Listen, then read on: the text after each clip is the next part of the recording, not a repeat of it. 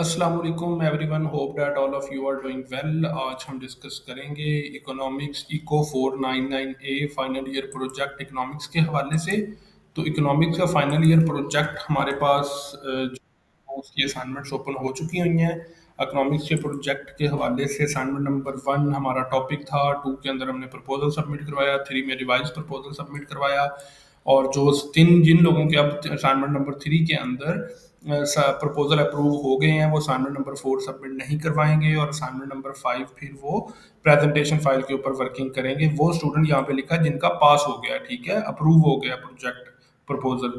ठीक है, तो असाइनमेंट नंबर 3 की सबसे पहले आपके साथ जो असाइनमेंट नंबर 4 की क्वेश्चन फाइल को भी डिस्कस करेंगे, फिर असाइनमेंट नंबर 3 की आपके साथ रिजल्ट को भी डिस्कस करेंगे। जो स्टूडेंट का रिजल्ट है, सबसे पहले आपको इस स्टूडेंट का रिजल्ट दिखा देते हैं। ये देखें, असाइनमेंट नंबर 3 का जो कमेंट्स हैं वो अप्रूव्ड हैं और सुपरवाइजर ने कह दिया start working on your presentation file. ठीक है, तो आप अपनी प्रेजेंटेशन फाइल के ऊपर वर्किंग स्टार्ट करते हैं। असाइनमेंट नंबर 4 स्टूडेंट की सबमिट नहीं होगी। इसके बाद असाइनमेंट नंबर 5 प्रेजेंटेशन फाइल वाली सबमिट होगी और फिर स्टूडेंट को वाइवा की डेट मिल जाएगी। ठीक है, तो ये क्राइटेरिया होगा अब इस स्टूडेंट के लिए। अब बाकी लोग जिनका अब इसकी आपको कमेंटेड फाइल भी शो करवा देते हैं।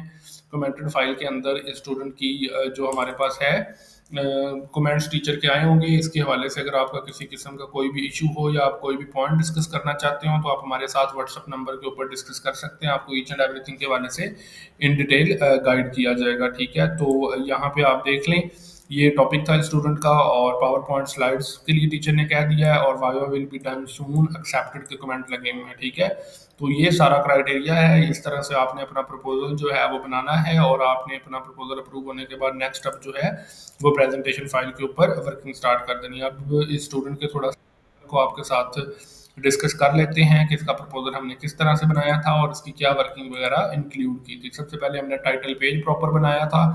टाइटल पेज के बाद हमने ये टेबल ऑफ कंटेंट बनाया था। फिर हमने इंट्रोडक्शन प्रॉपर लिखा था, इंट्रोडक्शन के बाद रैशनल लिखा था। ठीक है, उसके साथ हमने फिर बैकग्राउंड लिखा था स्टडी का, ये प्रॉपर आपने पीयर रेफरेंसेस, ऑब्जेक्टिव्स लिखे थे, सिग्निफिकेंस प्रॉपर लिखी थी। फिर आपने ऑब्जेक्टिव, हाइपोथेसिस, ये सारी चीज़ें लिखी थी। फिर आपने लिटरेचर रिव्यू प्रॉपर 25 आर्टिकल्स का प्रॉपर लिटरेचर रिव्यू हमने लिखा था, ये आपके सामने है। फिर उसके बाद हमने ये मेथोडोलॉजी प्रॉपर डिफाइन की, रेमिटेंसेस सारी लिखी, प्रॉपर एनालिसिस लिखा। ठीक है, ई व्यूज यूज होगा जो चीज़ें हैं, सेक्शन 2 लिखा, उसके बाद रेफरेंसेस एपी स्टाइल में दिए।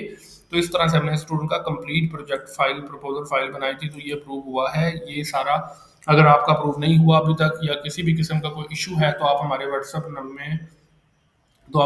नंबर के ऊपर कांटेक्ट कर सकते हैं। आपको ईच एंड एवरीथिंग के वाले से इन डिटेल गाइड किया जाएगा। और अगर आपका कोई क्वेश्चन है, आपका प्रपोजल अप्रूव नहीं हुआ या उसमें कोई भी प्रॉब्लम है, तो आप हमारे साथ कांटेक्ट कर सकते हैं। Thank you so much for your time. अभी जो असाइनमेंट नंबर 4 बल्कि आई है, वो उसकी क्वेश्चन फाइल भी देख लेते हैं। उसमें उन्होंने लिखा हुआ है कि assignment is for only student whose proposal has been declared as accepted.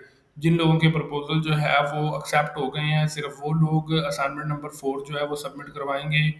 Assignment number 4 में ये है कि ओवरऑल ड्राफ्ट उन्होंने लिखा है, लेकिन आप अपनी प्रपोजल फाइल कंप्लीट करें और उसके बाद उसको सबमिट करवाएं। तो इंशाल्लाह आपके जो नेक्स्ट प्रेजेंटेशन फाइल के ऊपर आप काम शुरू करते हैं और उसको आप सबमिट करवाएं। ठीक है, मजीद अगर आपका किसी किस्म का कोई इशू आता है या आपका कोई भी पॉइंट होता है तो आप हमारे साथ व्हाट्सएप नंबर के ऊपर डिस्कस कर सकते हैं। इंशाल्लाह आपको ईच एंड एवरीथिंग के वाले से इन डिटेल गाइड किया जाएगा। Thank you so much for your time.